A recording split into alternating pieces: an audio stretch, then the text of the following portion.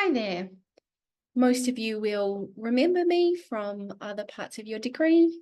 I'm Marie Higgins and I'm the director of the Bachelor of Social Work program, which is an embedded honours program. Congratulations to getting to the fourth year of your Bachelor of Social Work degree or the last year of your dual degree. And I hope that you're enjoying your studies and that you're feeling confident about the year ahead. This presentation is a brief run through of the honours arrangements and hopefully will allow you to feel confident and make some decisions about whether you wish to complete an advanced practice portfolio, which you will prepare if you complete SOCW 4016, or an independent piece of research, a 10 to 12,000 word thesis, which you will prepare if you do SOCW 4015. Now, I'm just going to share my screen so that you can follow along with me as I talk to the information in these slides. So I'd like to acknowledge the traditional owners of the lands on which we meet. I'm recording this on the lands of the Bidjigal people. And I pay my respects to elders, past and present, and extend that respect to Aboriginal and Torres Strait Islander peoples who are listening to this video. So, Bachelor of Social Work Honours, information session. This recorded video does complement the information session we are going to hold, or by the time it's over, we have held in term 1. So a Bachelor of Social Work Honours is quite a unique qualification. It's the same length as a normal Bachelor of Social Work, but it allows you to graduate with that recognition that your degree has strengthened and developed your research skills. And how the team of us see it is that not only can you create research, but also that you can read research and make sense out of it. You can critique research and engage critically with different kinds of research. You can search for evidence and know where to go and how to critique it. And these skills we've been slowly but surely developing right throughout your degree. So the first message I want to give to you is please don't panic about this year. You've got it and we've got your backs. You are capable of doing an advanced practice portfolio and/or a research thesis. And this is some information to provide you with the knowledge that you need to make a decision about what you personally want to do. And the other thing that I want to say before I move on is your friend might make another choice, and that is perfectly fine. Each of us has a different goal and different ways of working. And, students, you do need to actually focus in on what it is that's going to be most helpful and most effective for you this year. And you're the only one who knows everything that you're going through and the approach that you have to your studies. And but of course, you're very welcome to come and talk with me if you do have some questions about this once you've been to the briefing session that will run in week 5. And once you've listened to this, if you do have other questions and you want some help, please make a time to see me. So, as you know, our degree is recognised by the Australian Association of Social Workers, and there are 2 different formats that you can take in terms of this honours year. But first off, we do calculate an honours grade separately to your overall WAM for your whole degree. Now, that honours grade is comprised of the level 3 and level 4 subjects that are listed here on the slides. And they're comprised of that in a particular way. So most of the courses that you see here, socio-legal practice, ethics and reflective practice, organisational practice, SOS 3008, Globalisation and Policy Making, Social Work 4003, Advanced Practice Methods, Evidence-Based Research, which will occur in Term 2, Mental Health and Trauma, and Child and Family Practice. All of those courses are weighted as one course each.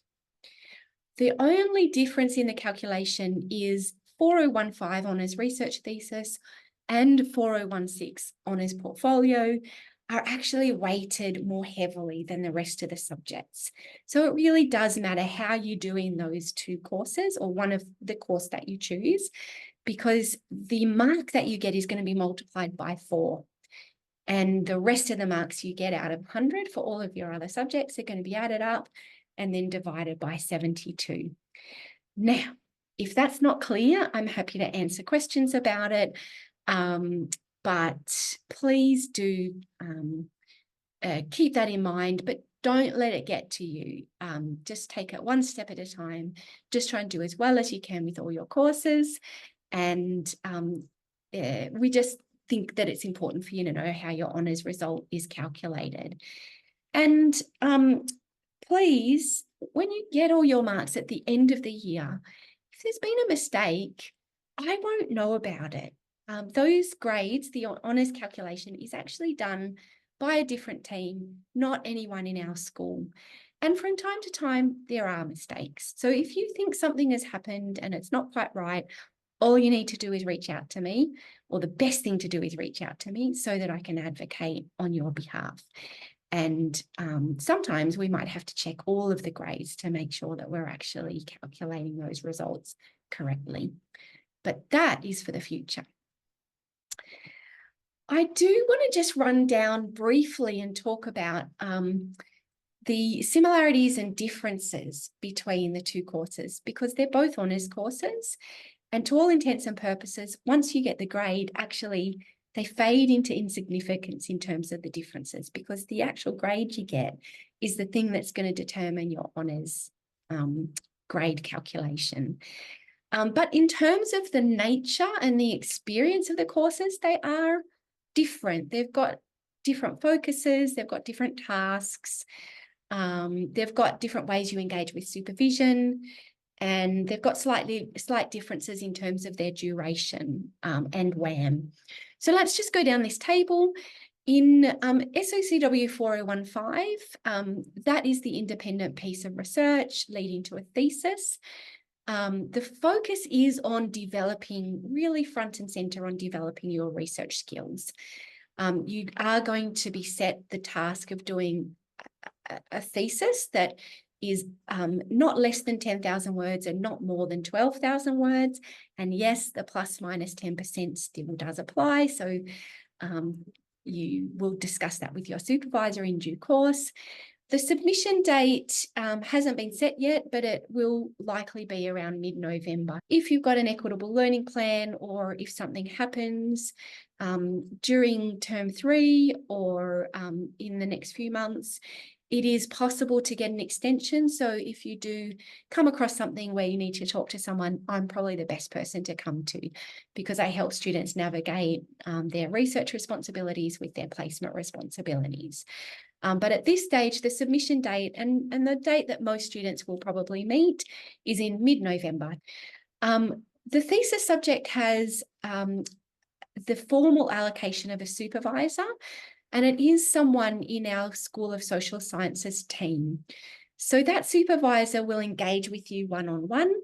They'll provide support in order for you to complete your independent piece of research. And your supervision and your work on this thesis will actually start at the beginning of term 2. And it'll go all the way through the break between terms and into term 3. And ideally, you're submitting your thesis at the end of term 3. Now, you can't complete SOCW 4015 if you have a WAM that's lower than 70 at the end of term 1, 2024. So you do have the opportunity to increase your WAM over the next few weeks by doing really, really well in your assignments for the 3 subjects or the 2 subjects, however many subjects you're studying this term. But by the end of the term, If your WAM is above 70, you will be eligible to complete the thesis course. If it's not, unfortunately, you won't be eligible to complete the thesis course. But never fear, SOCW 4016 does not have a WAM requirement. All students will complete that who don't enroll in or choose to do the thesis course. So SOCW 4016 is, the focus is different. It's not so much on your research skills front and center.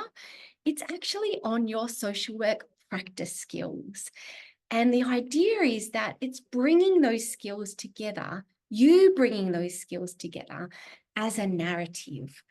So in a way that really deepens your understanding of your own learning, what you've gained over the time that you've been studying here at UNSW, and what you bring into the workforce or into your next journey as a learner, practitioner, graduate of UNSW social work. So that's the main focus, your practice and critically reflective practice. So the tasks are actually broken up. So you do 3 smaller tasks rather than one big task. The assignment work is equivalent to the 10,000 words that students do in the thesis course, but they are actually broken up into 3 different pieces, and I'll talk about that more in a minute. Submission dates, therefore, have various dates in term 3, and the supervisor will not be a one-on-one relationship, but the supervision for the advanced practice portfolio is actually a shared supervision. So it's a partnership between the course convener of 4016, the course tutors. So you might have a tutor who is working with you throughout term 3, and your placement supervisors. So all of them gather collectively and help you complete this course to the very, very best of your ability. And I'll explain how in a minute. The duration of this course is term 3, so you won't actually start studying this until the beginning of term 3. And of course, like I said before, there's no WAM requirement for SOCW 4016. However, you do need to pass all the prerequisite courses. So as long as you've done that, you'll be allowed to complete that subject alongside your level 4 placement. So moving on to the next slide. I told you I would give you a bit more detail about the assignments for the Honours Advanced Practice Portfolio. So there are 3 separate pieces of work. 3 seminars for SOCW 4016 will occur in term 3, and they will be supported by seminars to help you complete your assessments. The assessment work connects with previous and current learning and takes you into your future. Assignment 1 is a conceptual essay, and that is 3,000 words, and it's the first of the assignments that you will complete. And the conceptual essay is based on a theory, a piece of knowledge, a policy, or a social issue that you're experiencing normally in your level 4 placement. The second assignment is in 2 parts. So it's actually an analysis of your practice, and you will provide a 10-minute presentation, which we call a Viva, analysing your practice, and you will then submit a 1,000-word supplementary paper that provides some further analysis and some evidence about the claims that you've made in your Viva. So that's assessment 2, and it's due around about the middle of term 3. And then, I'm so sorry, assessment 4 is actually assessment 3, and it's an integrative paper, and it's 1,000 words. So that is due at the end of term 3. And I'm so sorry for the mistake in the numbers there. Now, we're so fortunate to have an honours convener who's responsible for the social work honours components, named Joyce Wu.